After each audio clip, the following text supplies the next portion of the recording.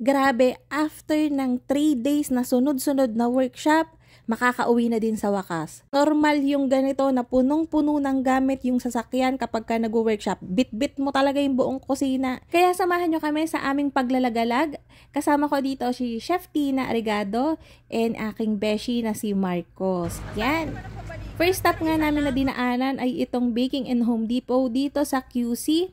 So, gusto ko kasi talagang mapatunayan kung talaga bang kompleto and mura yung baking store na to. Grabe, pagkapasok ko pa lang, hindi ko alam kung saan ako susuot. Ang daming paninda. Nakaka-overwhelm na pagpasok mo pa lang, heaven ba ito? O gastos. Kasi ang mura ng paninda, so ang iisipin mo, ang mindset mo, ay naku, kailangan ko na mag-stock kasi minsan lang to makapunta dito eh. So yun, kapag ka nag-stock ka, edi syempre malaki din yung babayaran mo kahit mura. So nakita nyo yung cake board na yun, 5 pieces, 80 pesos lang, size 10 na. Yun, nakakita din ako ng Biscoff. So bumili din ako, pero konti lang yung mga kaya kong bilhin. Unang-una sa lahat. Hindi, wala nang space talaga dun sa sasakyan. So kahit gustuhin ko man bumili, ay hindi talaga aare. Pero mag-online shop na lang ako sa store nila. Hindi ko maisa-isa yung paninda para ipakita sa inyo kasi ang daming klase. So yun, nakakita nga ako ng pang-feeling na tip. So tagal ko na naghahanap yan, yung medyo malaki para mas mabilis. Meron din sila mga canister dito. So eto lang yung talagang piling-pili na pwede kong bilhin kasi nga punong-puno na yung sasakyan namin. Meron pa tong second floor. Ang laki na nung baba, ang laki din ng taas. Tapos punong-puno din ng paninda na mura. So, ang hinanap ko dito, nagustuhan ko yung pork floss nila. Masarap and pino. Hindi ba siya masyadong dry yung pagka-pork floss niya? Kaya bumili na din ako. Iniiwasan ko ng lumibot yung mata ko dahil sure na to, mapapabili talaga. Hindi ko na mapipigilan. So, ayun, thank you Baking and Home Depot. Nag-enjoy talaga ako sa pagpunta ng shop nyo. Ay, fresh pa din. Diyos ko naman.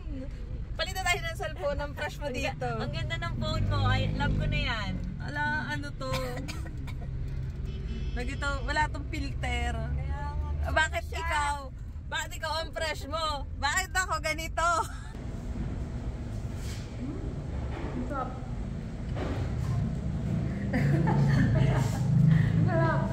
Ano siya? Bisto. Nakalakad naman. Nga!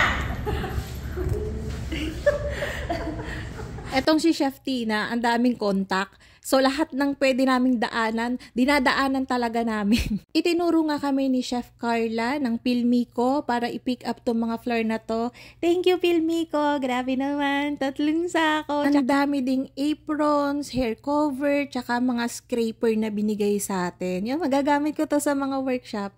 Maraming salamat po, Pilmico, kay Chef Carla Valencia. Ay, grabe.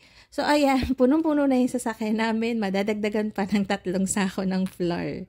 So, ayan, sinosort na namin. Kapag ka-baker ka, hindi ka lang dapat magaling sa kusina. Magaling ka din dapat magkamada. Kaya talagang inaayos ko para maipasok. Abay, iiwan mo ba yung 3 sako ng flour? Eh, gamit na gamit natin yan. Nahihiya na nga ako dito kay Chef Tina kasi baka ma-flat na yung gulong. Grabe, ang bigat na talaga namin.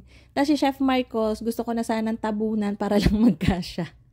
Nasabi ko na to before na hindi ako palalabas ng bahay. Mas gusto ko talaga sa bahay magstay.